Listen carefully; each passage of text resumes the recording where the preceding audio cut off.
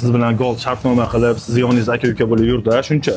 Mangu Selection вообще men kutgan effektni bermadi, to'g'risi. Gapirgan gapida biz ham sizni hech qachon esimizdan chiqarmaymiz. Uydagilaringiz naqd pul olishi uchun siz ham naqd pul yuborishingiz shart emas. Shuni bilarmidingiz? Uydan chiqmagan holatda yubormobil ilovasini yuklab oling va yaqinlaringizga AQSh dollaridan naqd pul o'tkazmalarini amalga oshiring. Sizning kartangizdan rubl yechib olinadi. Uydagilaringizga esa AQSh dollaridan naqd pul bo'lib boradi. Hoziroq yubormobil ilovasini yuklab oling va qulayliklaridan bahramand bo'ling. Mana buni qarang uka. Ona belgisiga salom ayttiramiz hozir. Brat, what's up my guy? Rahman alaka, let's go. Rahman. Let's go, Rahman. Rahman alaka. Rahman Alga. Let's go. Let's go. Let's go. Thank you. Thank you guys very much. Let's go, Mr. Gold. Get it tomorrow, boy. Inshallah. Thank you, bro. My guy. Legenda. Oh yeah. Good luck tomorrow. Bizni eslamayam qo'yishdi. Aka, men gapirmasam bo'lmaydi.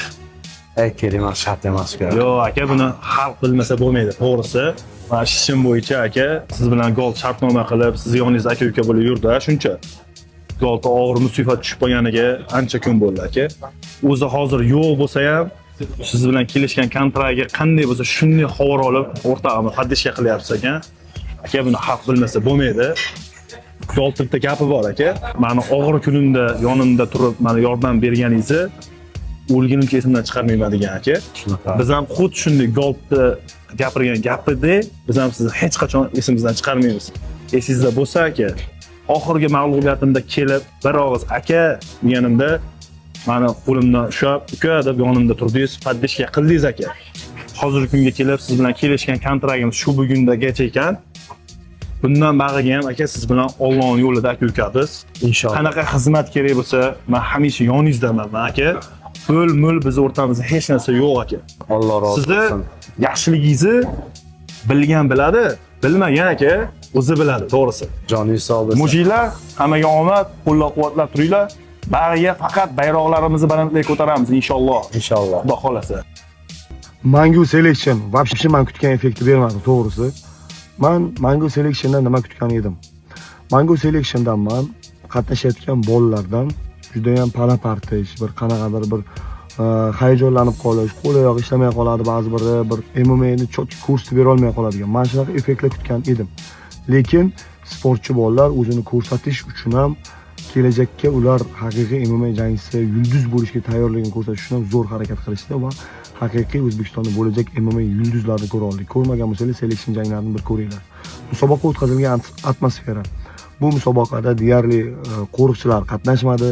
Hamma muxlislar tomosha qilgani keldi. Mayli shu yangi bolalar bo'lishiga qaramasdan bolalar tomosha qilgani keldi. Muxlislar keldi, oxirigacha o'tirishdi va muxlislar o'zini o'zi kontrol qilib, to'g'ri ba'zi bir muxlislar jangchilarning oldigacha kelib, aralashib yurishdi. Bu ham nima maqsad? Shu jangchilarni ko'rishga qiziqqanligidan. Yomon maqsad, tartibsizlik maqsadida emas.